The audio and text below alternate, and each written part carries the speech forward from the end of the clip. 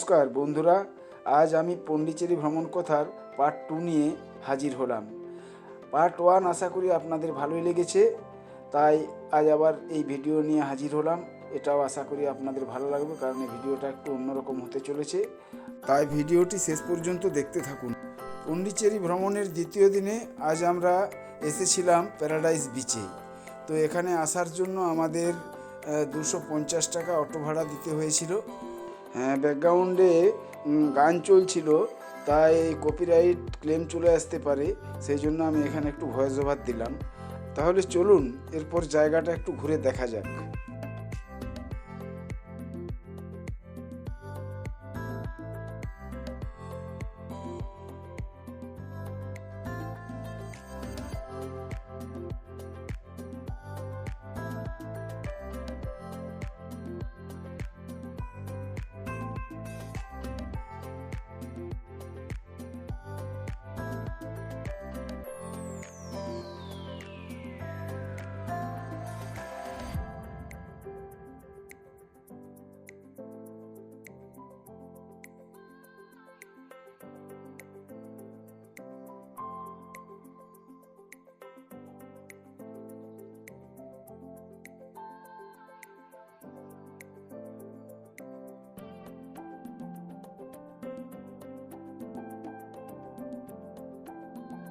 বন্ধুরা, এখান থেকে প্যারাডাইস বিচে যেতে হলে চুনাম্বার বলে একটি নদী আছে। আমি আমাদের ভাষায় ঠিকমতো বলতে পারলাম কি না আমি জানি না, তবে এখানকার ভাষায় যেটুকু দেখলাম তাতে নদীটির নাম হচ্ছে চুনাম্বার, যে নদীটি এখান থেকে বঙ্গোপসাগরে গিয়ে মিশেছে। আর এই নদীটি পার হয়েই আমাদের যেতে হতো প্যারাডাইস বিচে, কিন্তু কোনো কারণবশত প্যারাডাইস বিচ আজ বন্ধ রাখার জন্য আমরা আর যেতে পারলাম না, তাই এইখান পর্যন্তই আপনাদের দেখালাম।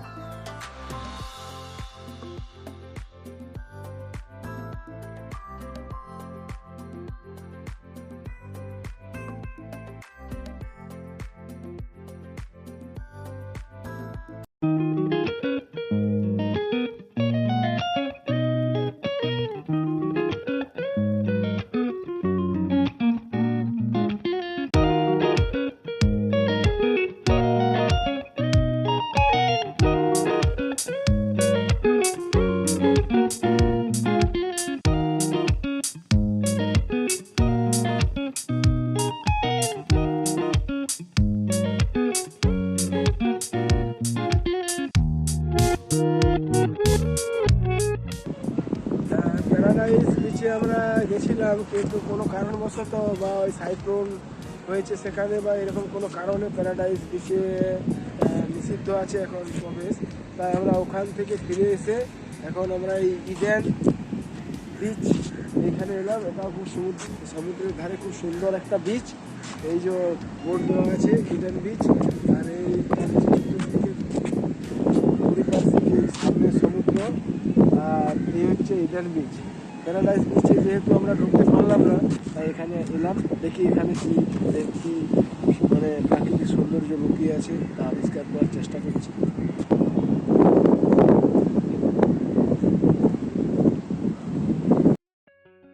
আর এখানে এসে এত সুন্দর প্রাকৃতিক দৃশ্য দেখার পর মেয়েরা হঠাৎ আবদার করলো যে তোমাদের সময় তো বাপি প্রি ওয়েডিং কোনো শ্যুট ছিল না, আর তোমাদের বিয়ের প্রায় 32 বছর পূর্তি হতে চলেছে, তাই আমরা তোমাদের একটা পোস্ট ওয়েডিং শ্যুট করব। আর তারই কিছু অংশ আপনাদের সামনে এখানে তুলে ধরলাম, আশা করি ভালোই লাগবে।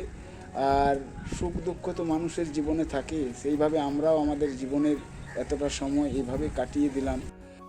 আশা করি বাকি জীবনটাও সকলের ভালোবাসা দিয়ে এভাবেই কেটে যাবে। এরপর যে ভিডিওটি আপনারা দেখতে চলেছেন সেটি আমার মেয়েদের আবদারে এই চ্যানেলে স্মৃতি হিসেবে রেখে দিলাম।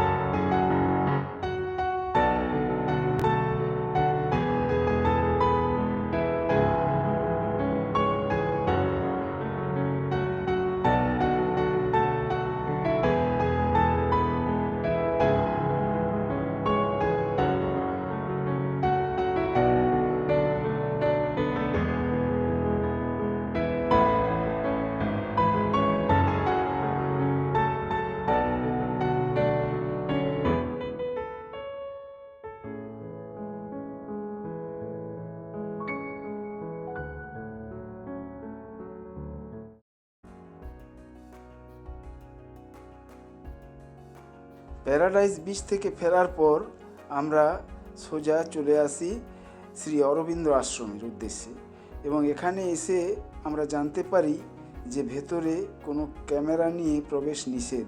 তাই বাইরে থেকে যতটুকু পারলাম আপনাদের দেখানোর চেষ্টা করছি। তারপর আমরা ভেতরে অরবিন্দ আশ্রমের ভেতরে যখন যাই, ভেতরে গিয়ে খুব শান্তির পরিবেশ। শ্রী অরবিন্দর যে সমাধিস্থল বা মায়ের যে সমাধিস্থল, সেখানে অনেকেই ধ্যান করছেন, সেই সব দেখে খুব শান্তির পরিবেশ, আমাদেরও ভালো লাগলো। এবং আমরা সেখানে একটু তাদের উদ্দেশ্যে প্রণাম এবং তাদের স্মৃতিচারণা করার পর আমরা এখানে একটি বইয়ের লাইব্রেরি, সেখানে কয়েকটি বই কিনে তারপর আমরা এখান থেকে বেরিয়ে এলাম।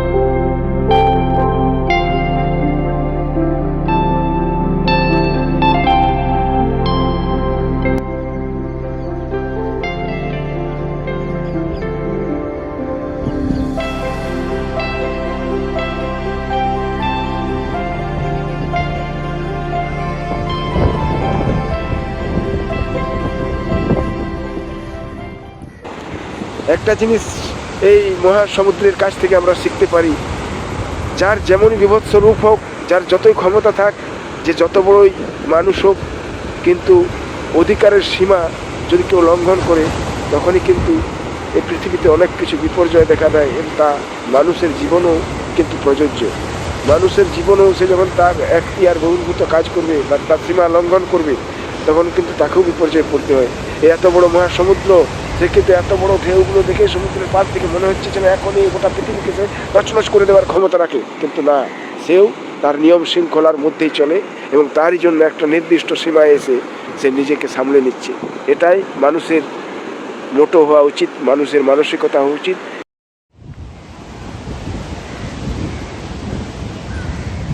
গুড মর্নিং সকলকে, গুড মর্নিং।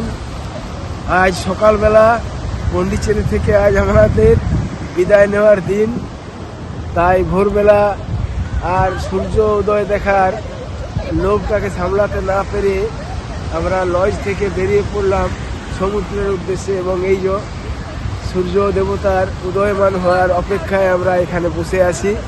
দেখা যাক। ভিডিওটি সম্পূর্ণ দেখার জন্য ধন্যবাদ।